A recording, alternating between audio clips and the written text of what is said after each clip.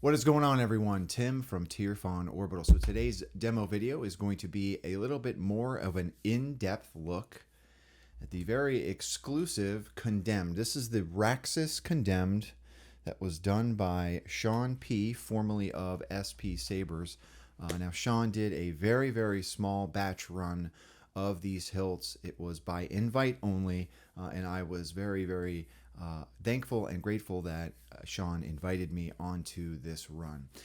Shaun had recently left the hobby to move on to bigger and better things, right? But to go out on a bang, or to go out with a bang, rather, he did this SK. And this SK is, in my opinion, probably one of the most beautiful SKs that I have ever seen, right? We've got premium materials in and out. I've actually done a more in-depth look at the hilt itself in a previous video. I will link that down below. But yeah, we've got premium materials in this hilt, some very, very unique design cues and design aspects. The whole thing, or like 80% of the thing, is machined out of titanium. We've got copper and brass all throughout. It's just a very, very, very beautiful, beautiful hilt. It's a beautiful display piece, and it's now functional because I put a chassis in it, right? So we are here to talk about the chassis that I designed for this hilt. We will go over the design in Fusion, and then we will come up top. I will talk a little bit about the install. We'll put a battery in it, and we'll do a quick demo, right? But yeah, so Shaun reached out to me when he was thinking about doing this run, and he asked me to do something special, or like a reveal chassis for the hilt.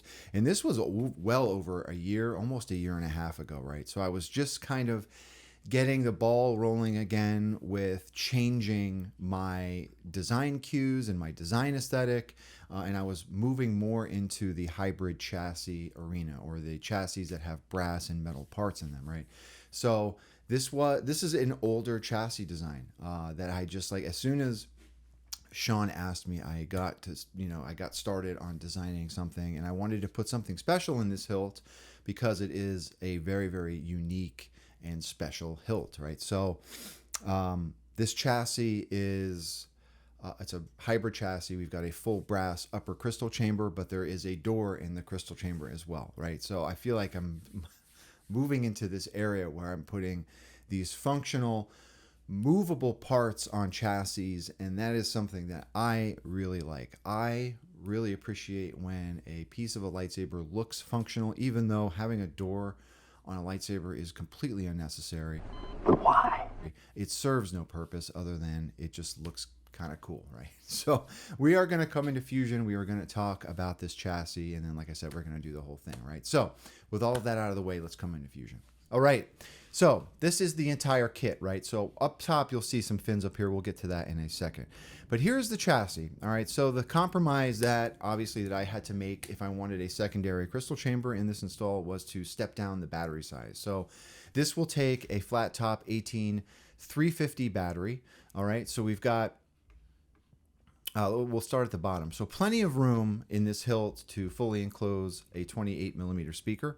All right, so I've got a 28mm speaker down here. This is from Smuggler's Outpost. It is a dark side based speaker. We have a, let me pull this component off here. We do have a battery cover. Okay, so there is a battery cover that is held in place with some neodymium magnets. Battery cover was done in brass. All of the brass parts, this is something that I had a hard time deciding, actually. I didn't know whether or not I wanted to keep the brass polished or weather the brass. Because this is such a, it is a highly polished hilt, right? I chose to not get the heat staining option from Shaun, although I did heat stain the emitter myself. My decision had to be whether or not I wanted to keep the chassis polished or weather it. And I ended up weathering it because, in my opinion, when you weather brass, it really brings out some of the more finer details in the brass, like those ridges and those crevices. It really gives it a good two-tone look, right? So I chose to weather all of these brass pieces. This is a Profi board build. Profi board is up top here. We have a kill switch down below. Greebly work on both sides. On one side, I have a red and blue rectangular LED for some extra accent.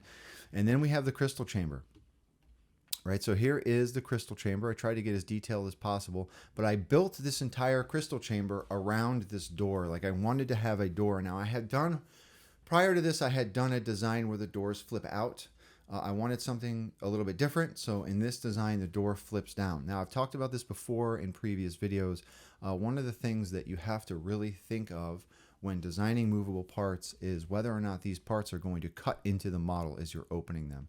So because I have such a wide door here, I had to make sure that I cut a trench or an area out of the model so that it would actually clear everything, right? This is a very simple hinge mechanism. A brass rod will go in here and it is just kind of secured in place.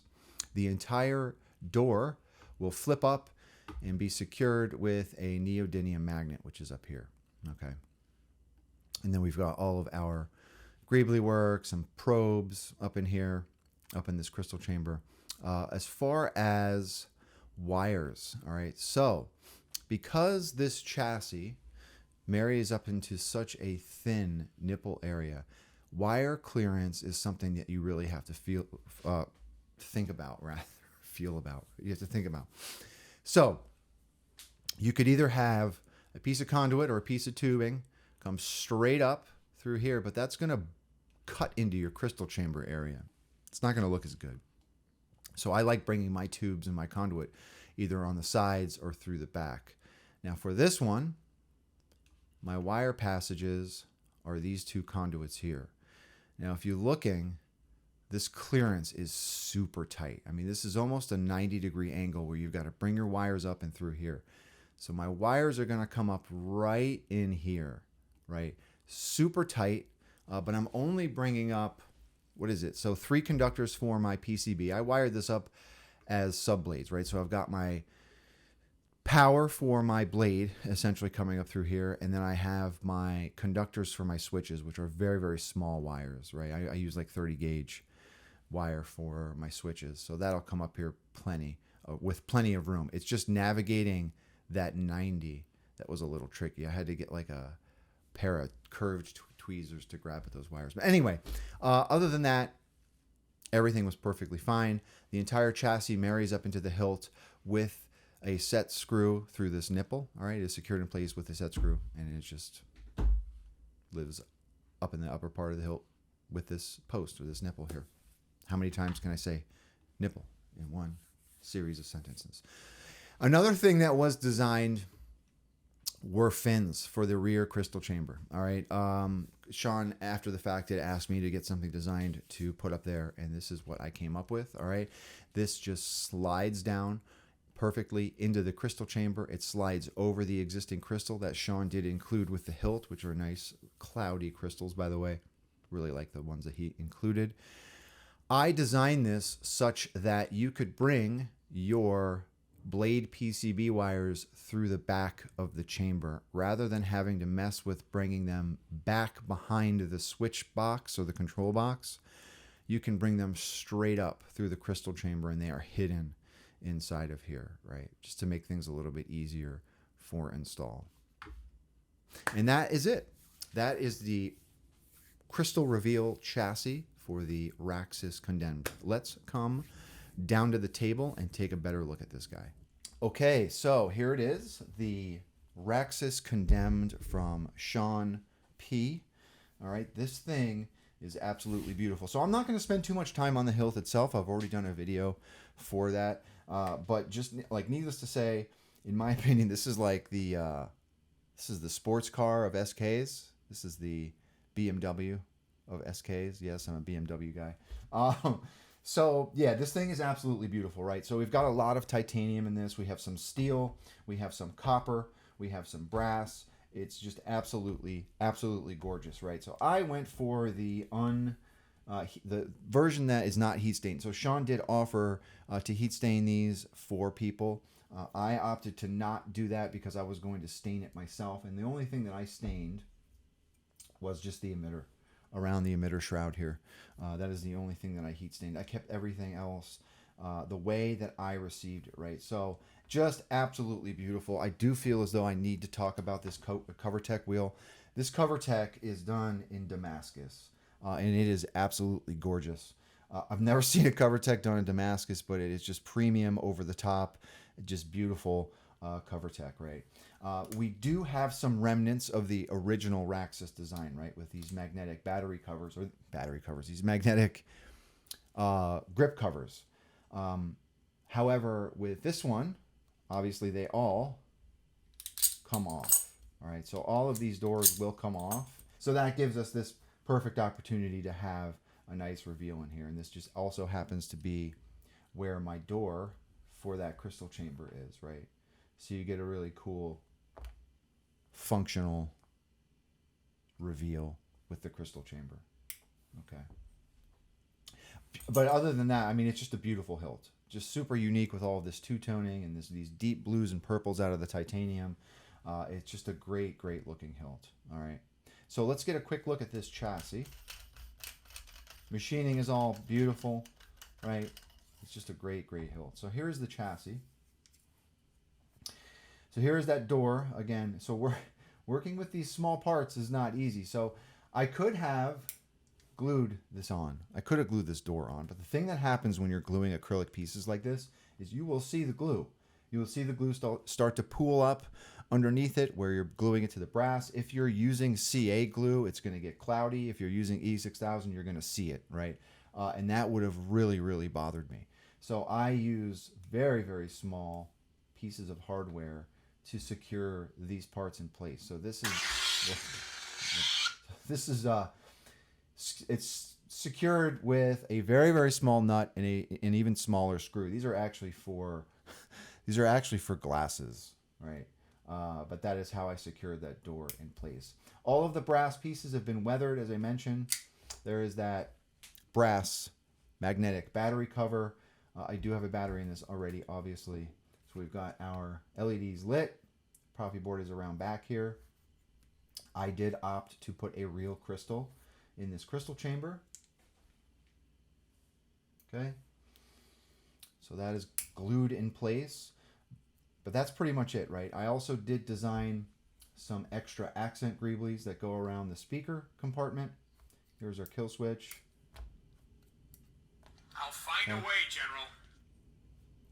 So one of the modifications that I also made to this, I was recently at my buddy Jeremy from Solo Sabers' house. Got to use some of his tools. Got to break some of his tools. That's another story all in of itself. But yeah, I actually routed a channel behind this control box for my wires. All right, just to make it a little bit easier for me to get my wires down behind that crystal, for my switches rather, right? The way that I designed this ribbed section behind it, I have my 3 conductors coming up through the middle here. But not knowing if that was going to be feasible while I was at Jeremy's, I routed a channel just in case I needed to, right? But that is it. We do have this crystal. This crystal came with the hilt from Shaun. I really like these crystals. They're super cloudy, so it diffuses a lot of the light really, really well, right? This is just lit with one single neopixel from below, right? That's it.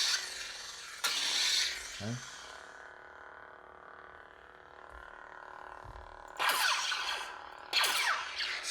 Another very interesting accident that happened while I was installing this is we get some shine through, some very subtle shine through in the emitter section through these like pillbox conduit area.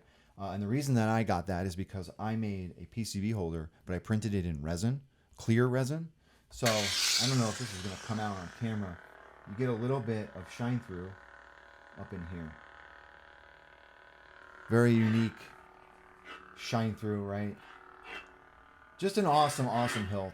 I'm just like, blown away at the amount of detailing, the awesome premium product or premium metals that are in this, right? I can't talk this morning. But that's it. Really, really, really had a lot of fun doing this one. Okay. So I'm going to actually leave the grip off. We're going to come down to the bottom and get a closer look at the chassis. All right, so let's see if we can get a closer look here. So there is the door.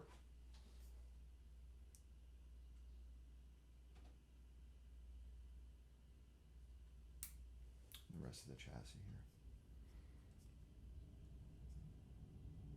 Just a great looking hilt in the crystal chamber.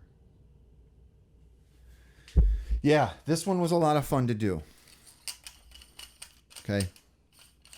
Let's go ahead and fire her up. Crystal chamber obviously can be revealed through those windows in the grip, which is a great feature of the Raxus that was carried over to this design. Let's put these back on here. I'm going to leave one off.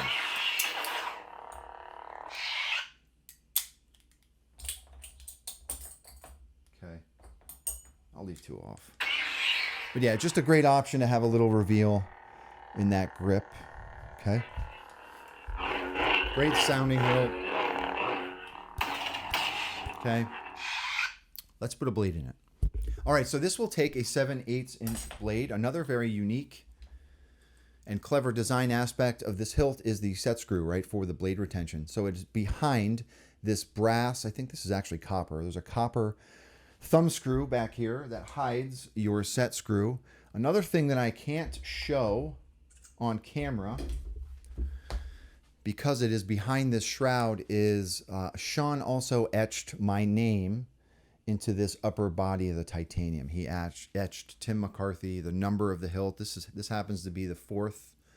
I don't know how many exactly. I think there was only a dozen of these made, but he etched my name into the shroud, or into the body of the hilt, which I thought was a very, very nice touch, in my opinion, right? But behind that thumb screw is a set screw. Okay, I'm gonna go ahead and put my blade in. Tighten that set screw. Put my covertec or my thumb screw back on. I have not had my coffee yet this morning. Sorry, everybody. And we are ready to go. Okay.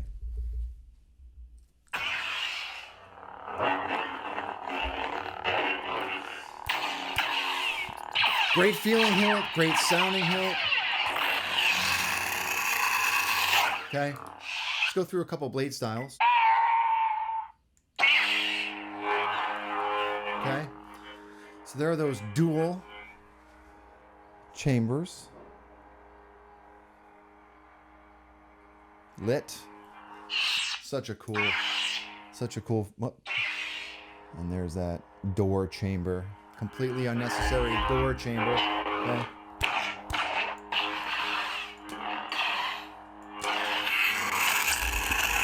Okay.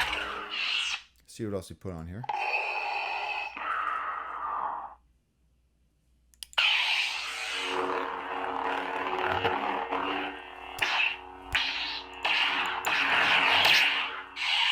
One more. I'll never join you if you only knew the power of the dark side.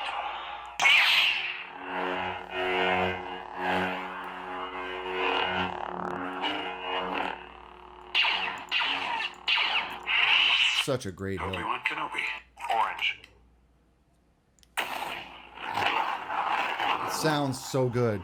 One more look at those crystals.